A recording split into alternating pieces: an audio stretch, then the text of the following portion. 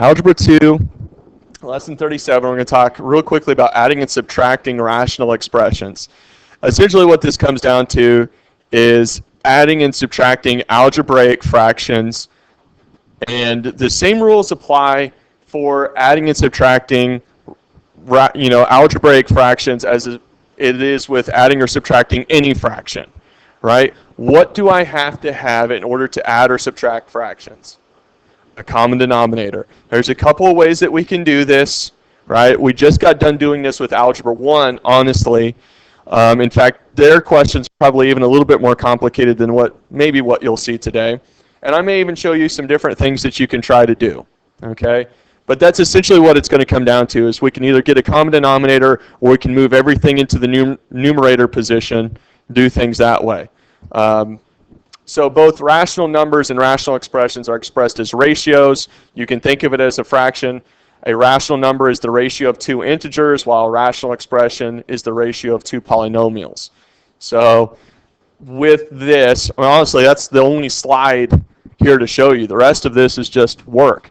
So probably what we'll do, and this is really just going to come down to what we just said, which is get a common denominator, right, and then move on. Let's see if I've got anything in our book for this. No. So what I'm going to do is I'm going to go ahead and just print this. You guys have this page in front of you, right? All right. So I'm going to print this so I have it in my hand, and then we're going to go back to a blank page and work these out, right? So that I'm not trying to do it on top of all of this, right? Does that make sense? Because I'm less concerned with A, B, C, or D as I am with how do we get there. Okay. All right. So we've got this. We can see this. Let's get back here. All right. And work out one of these. All right. So the first question, we have 1 over 35x plus 1 over 15x cubed. Okay. So, common denominators. How do I do this?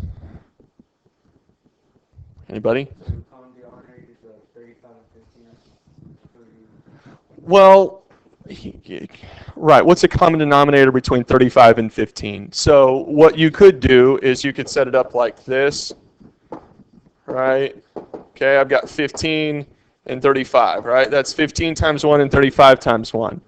35 times 2 is 70, right? And then before I get here, I've got 30, and there's really no sense in continuing to do 35 until I see what 15 does whenever it gets close to 70, right? It's going to be what, 45, 60, 75, right? 75. All right, so it doesn't hit 70. So we have to do 35 times 3, right? What's 35 times 3? 105 or 70 plus 35, right? 105. All right, so we'd keep going here. What this would be, 90? And then what, 105? All right, so the common denominator is 105, correct? Okay. So we're going to get this and this. Now we're looking at the common denominator between x and x cubed. Right? Well, what is the common denominator whenever I have a variable and I have an exponent? I'll keep this real short. It's the largest exponent being represented. Okay? Because x times x, x times nothing is x, right? X cubed times really nothing is x cubed. X times x, right? The next one up would be x squared, right? Right, and then again I'd get x cubed. So x cubed is the common denominator between x and x cubed, right? So it should always be the variable with the larger exponent. So we look through here, right? This is times 1, times 2, times 3. This is 1, 2, 3, 4, 5, 6. All right, so that's times 7. So what I'm going to do in order to make this work is I have to multiply this side by what? By 3 over 3 and by what? No. By x. X times what equals x cubed? Oh, it'd be x squared. By x squared. Okay, does that make sense?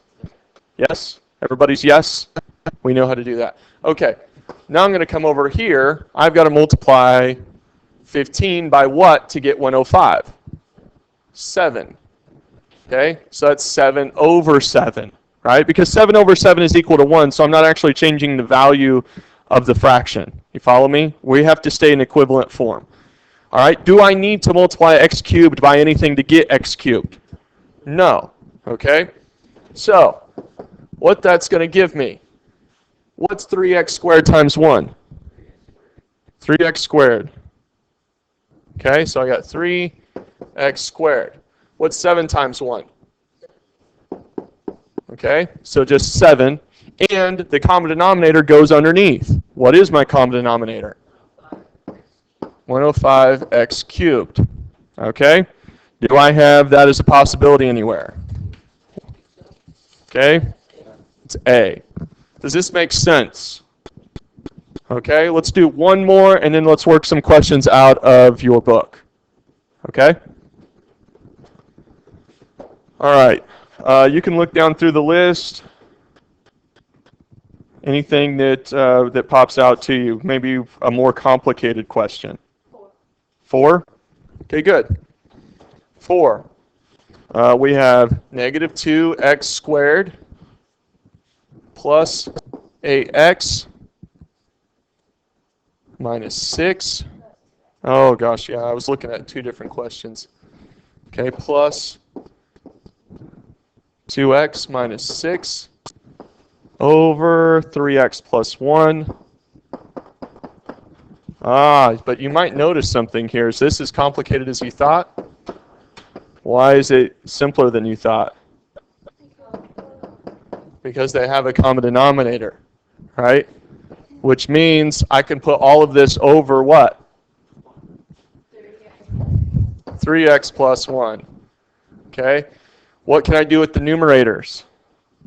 Well, that's negative 2x squared plus 2x minus 6. What? Plus 6x minus 5. So what can I do with the numerator then? Combine like terms. Is there a like term with negative 2x squared? So just negative 2x squared. What about with 2x? What am I getting there? 8x. What about negative 6? Negative 5. So what do I get there? Negative 11 over 3x plus 1. All right. Let's see. Do I see that possibility anywhere? What is it? All right. So I'm going to check my answer key here. This was number 4. A is my answer. So just because it looks complicated, right? My life got a lot easier whenever I saw that those denominators were common already. All right. Let me hit pause here for a second. Get the phone. All right. Is there another question from what you see in the list there that you would like to look at before? Okay. Yeah, either 5 or 6 would be ones that I would assume may need a little attention. Okay, so you want to look at 6? Okay, number 6 looks like this. We've got 2x squared minus 24 over x squared minus 4 minus x plus 6 over x plus 2. Okay, we want to assume that all expressions are defined, meaning we're not getting a 0 in my denominator anywhere. I'm going to try to simplify things as much as I can. Look at this numerator here. Can I simplify that? All right, so I could factor out a 2, right? It's going to leave me with x squared what? X squared minus 12. Okay, x squared minus 12. And down here, I'm looking at that. Does anybody see the sum difference there? All right, where I'm looking at, and I'm seeing x minus 2, x plus 2, right? Okay, minus x plus 6 over x plus 2. All right, the reason that makes my life easier is because in order to get a common denominator, I no longer have to multiply x squared minus 4 by x plus 2 and x plus 2 by x squared minus 4, because if I don't know what the common denominator is going to be, I can always multiply one side by the other side's denominator, right? All right, but if you look here, notice that they share an x plus 2, right? So all I have to do to the right-hand side is multiply by the part of the denominator that it's not already common with. See what I'm saying? So I'm going to multiply by x minus 2 over x minus 2. Does that make sense? Okay? All right. So let's give myself a little bit of space. All right. And do I have to multiply the left-hand side by anything? No. Okay? So I might even actually, I factored that 2 out, but I really probably could go back and keep it as 2x squared minus 24. Okay? And all of this should wind up being over x minus 2, x plus 2 for now. Okay? All right, so here, what do I do with the x plus 6 times x minus 2? FOIL, thank you. All right, so I'm going to leave all of this as subtraction, right? Because I am subtracting what my FOIL comes out to, correct? So x times x is x squared. X times negative 2 is negative 2x. Positive 6x. Negative what? Negative 12. Okay? So I'm going to go ahead and simplify rather than bringing everything down. Negative 2x plus 6x is positive 4x, right? Positive 4x. Now, the reason I left that in parentheses is because as I subtract, what do I need to do with that negative there? Distribute it. Okay, so this, we can rewrite this. Let me see if I can. This is going to be tough. Right, as I look at this x squared becomes a negative x squared. This positive 4x becomes negative 4x. And this negative 12 becomes positive 12 because I distribute it. Does that make sense? Okay. All right. So now I can combine like terms. What's 2x squared minus x squared? X squared. Good. X squared. Okay, so that gets rid of this and this. Do I have anything to go with that negative 4x? No. Negative 4x. Okay, and now I have negative 24 plus 12. What's that going to be? Negative 12. Okay? All right. You know what? I want to see if this will factor down. Okay, that's my numerator, but I would get x and x here, right? Negative and negative, that's got to be a negative and a positive. Okay, things that multiply to be 12 but have a difference of 4. Anything? 2 and 6, where the 6 is larger, right? All right. So the reason that's important to do is because I might actually be able to simplify this even further, right? So I've got x minus 6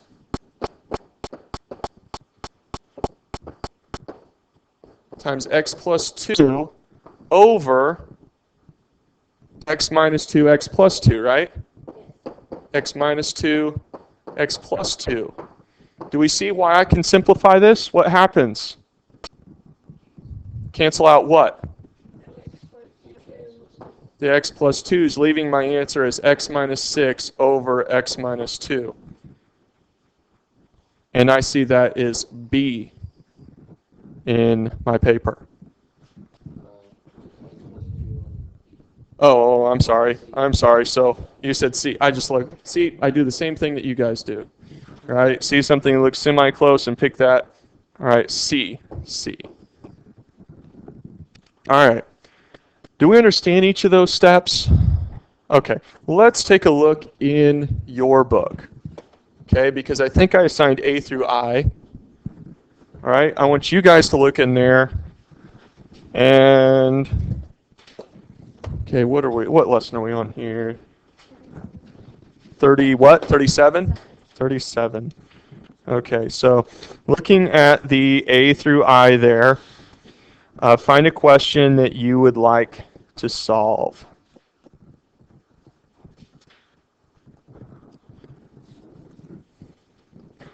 What do you think? I'm going to pick one that I'd like to have a teacher help me out with, not one I can necessarily do myself. You said E? Yeah. E. All right, so it wants a least common multiple of, we have 1 over 7x squared plus 32x minus 15, between that and 2x squared plus 3x minus 35. Okay. Least common multiple. Things as we break these down. Let's look at this. Okay? In order to get 7x, there's only really one way to do that. Right? What two things multiply to be 7? 1 and 7. So 7x and x, right? It's plus minus. There's only one way to multiply and get a negative, which is with what two signs? Positive and negative. Now, we don't know what that's going to look like, but we do know that I'm going to change this because I can see it kind of right off the bat. It should be plus and minus here. It should be 5 and 3, right? Because negative 3 and 5 is negative 15. 7 times 5 is 35. 35 minus 3 is positive 32. Does that make sense? Okay. So let's come over here and look at this. Okay, I can't break 7x minus 3 any further down, or x plus 5. Over here, I'm going to have 2x and what? And x. All right, two things multiplying. I'm getting a negative, so it has to be positive, negative. Let's try something like that. Things that multiply to be 35. Off the top of my head, I would say 5 and 7, right? All right. Well, keeping in mind that I might have something shared, right? I'm going to put my 5 here and test it. Does that make sense? Okay. Which would make this my 7. But let's go ahead and see if that actually works. 2x times 5 is 10x. What's 10x minus 7x? 3x. So does all that work? Yeah. Okay. So my least common multiple is the things that they share listed once. Okay, so x plus 5, they share that. And then the things that aren't shared. 7x minus 3 and 2x minus 7 is my least common multiple. That's what I would have to multiply. Like, so for my left-hand side, if I wanted to get a common denominator, I would have to multiply by 2x minus 7. Does that make sense? And for my right side to get a common denominator with the left side, I would have to multiply by 7x minus 3 because they share x plus 5. So I don't have to multiply either side by x plus 5. Does that, we get what's going on there? So this is my least common multiple. Okay? If I FOILed all of this out, it would be my common denominator. All right, we follow that train of thought. This is question E. And you'll see them do this in example 2. Okay? And it would be example 2, part B. Okay, so if you see another question like that, go back to page 267, look at example 2, part B. Okay? Let's see, what time are we out of here? 10:11. So I got about 7 minutes. Is there another question? All right, I'll do maybe one more. H. Okay, I thought H might come up. All right, let's do H. It says subtracted two rational expressions. We've got 1 over 8x squared minus 22x plus 15. We want to subtract 1 over 2x squared plus 13x minus 24.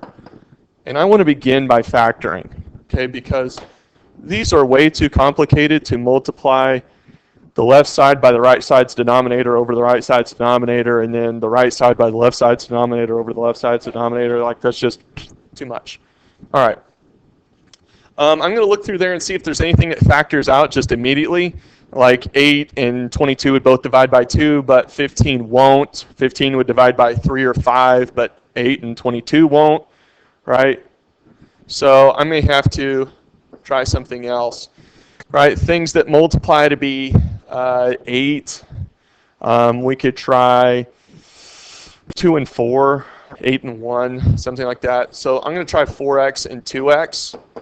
In order to get a positive 15 but a negative 22, it's going to have to be negative negative. Okay? And then to get 15, typically probably 3 and 5.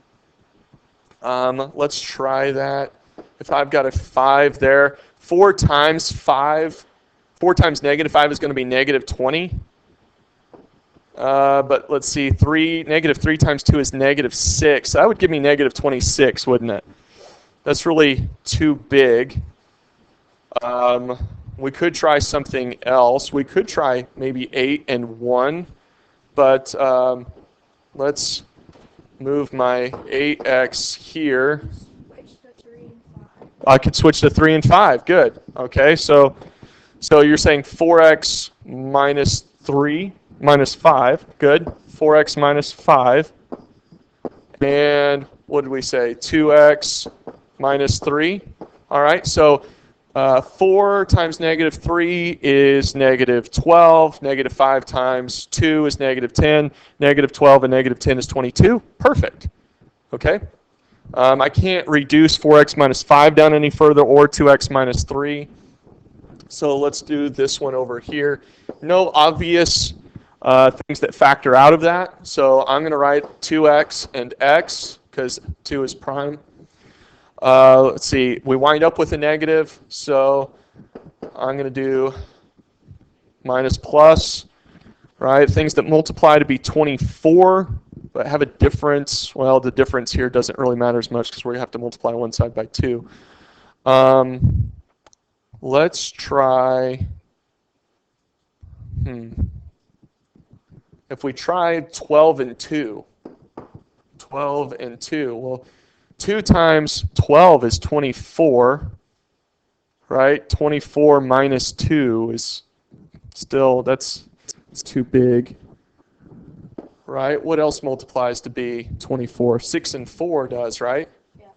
Okay, so 2 times 6 is 12, but minus 4 doesn't work. What else? What about 8? What would be what, 8 and 3? All right, let's try 8 and 3. Okay, 2 times 8 is 24. Or sorry, 2 times 8 is 16. 16 minus 3 is 13. All right.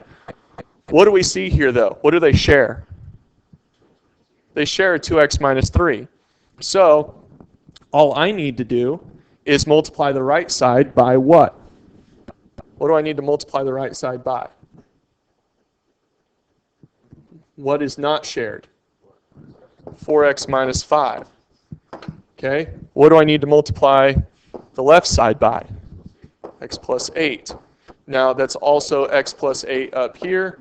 That's also 4x minus 5 up here, right? So what I'm getting is I'm getting x plus 8 minus 4x minus 5 over everything that's listed here, which is the 2x minus 3, the x plus 8. Oh, hold on. Well, let's finish first. Let's see. And the 4x minus 5. Right? Now, you'd say, well, could I just cancel out the 4x minus 5s and x plus 8s? I can't because I'm not multiplying them in the top. Okay? So, hopefully I've done this right. All right, so we've got x plus 8 minus 4x minus 5. So as I rewrite this, should get x plus 8 minus 4x plus 5, right? Okay, let's combine all like terms. What do I get? What do I get for my x's? negative 3x, and 8 plus 5. 13 all over. And we're going to leave these split up exactly the way that they are. We're not going to FOIL all that through.